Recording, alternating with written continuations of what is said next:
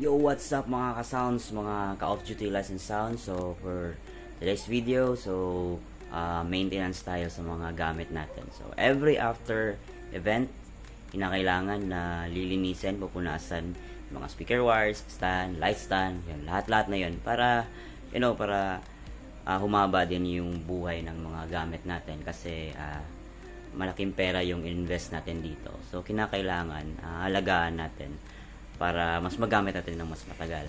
So, without further ado, let's go cleaning. Alright!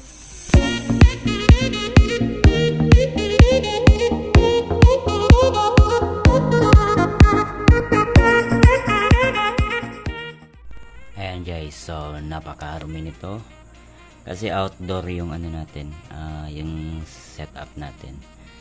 So, after ng event, eto, putik yan. Putik yan kasi hindi semento yung hindi nakasemento yung yung area. Yan. Ito din. Ito lang yung downside pag outdoor guys, ang event natin. So, yan, napunasan ko na yan. Ito, continue na ako dito. Tapos, ito yung puro putik na yung basahan. Oh no! So, eto, tapos na yan. Nalinisan ko na yan lahat. After nito, yung iba naman dito. Tapos yung mga stand natin. Ito yung sa light stand, speaker stand. Yan, pupunasan natin kasi puro putik yan. Eto, tapos na to. 25 meters. Yan. Tapos na yan sa box na yan. Eto, ongoing. Eto, pagkatapos. Neto. So, wait lang ako guys pag natapos ko na itong punasan lahat ng mga wires natin. Alright.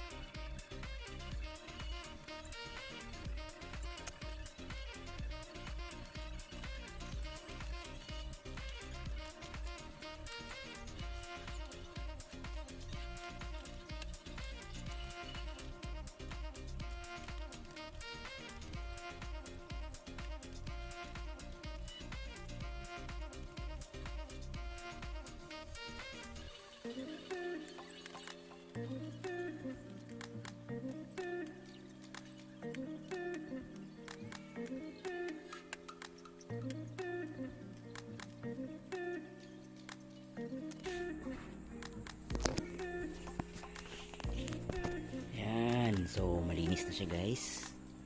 Parang bago ulit. Malinis na yan. Alright. So, itong nasa box na yan. So, yan naman ang next nating lilinisin. Ay, meron pa palang speaker wire pero spare ko lang yan. Hindi ko nalilinisin kasi hindi ko naman nagamit yan. So, yung dito, may ilan akong mga nagamit dyan. Yung sa microphone na wire, XLR wire. So, lilinisin din natin yan.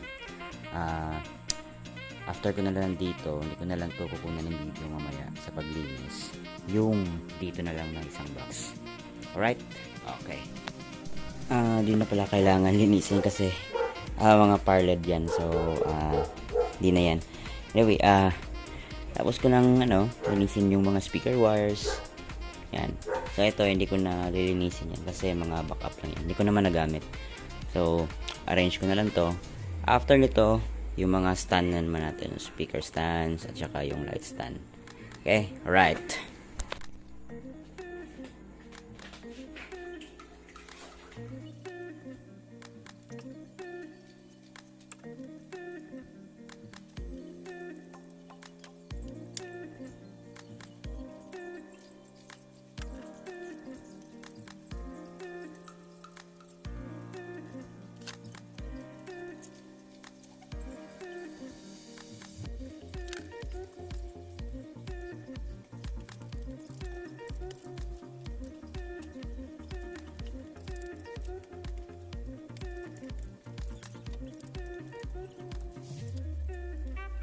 Ayan guys, so tapos na nating punasan yung mga speaker stand.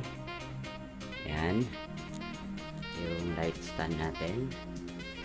Ayan, yung color yellow. Ayan, so malinis na pati speakers natin. Ayan, so, kasi 4 yung ginamit natin sa event natin kahapon. Ayan, so nalinis na yan. Bagong-bago yung tsura ulit. Alright. Ayan guys, so yung mga microphones lilinisin natin. So i-disinfect lang natin kasi ginamit to ng mga host. Syempre for hygiene purposes na lang. So lilinisin natin. I-spray lang natin ng alcohol, pupunasan. Tsaka yun, good to go na tayo. Kasi ito malinis yan. So yung microphone na lang, yung screen niya. So lalagyan natin yung alcohol, patutuyuin, then good to go na tayo. Alright.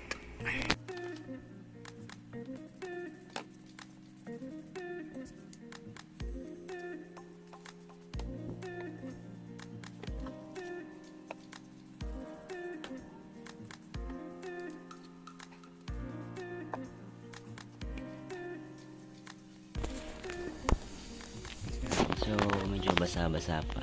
So wag lang pasobrahan guys. So wag lang yung pasobrahan yung talagang na-soak na talaga sa alcohol. Yung pa-spray nyo lang. At least man lang yung disinfectant. Ayan may ano pa ng lipstick. So tatanggalin natin yan ng basahan o ng tissue. Right? And guys, so wala na yung lipstick. Bagong-bago yung itsura ulit. Ayan, wala na yung lipstick. So, importante guys na nililinis natin itong microphone. For hygiene purposes lang naman. Tsaka kasi kung hindi mo lilinisin, nakakahiya din naman sa mga susunod na gagamit nito. Baka magreklamo sila na ang baho na. Tsaka kasi nakakadiri din naman, di ba? Kung sino-sino lang yung gumagamit nito. Tapos, madidikit sa mga lips nila.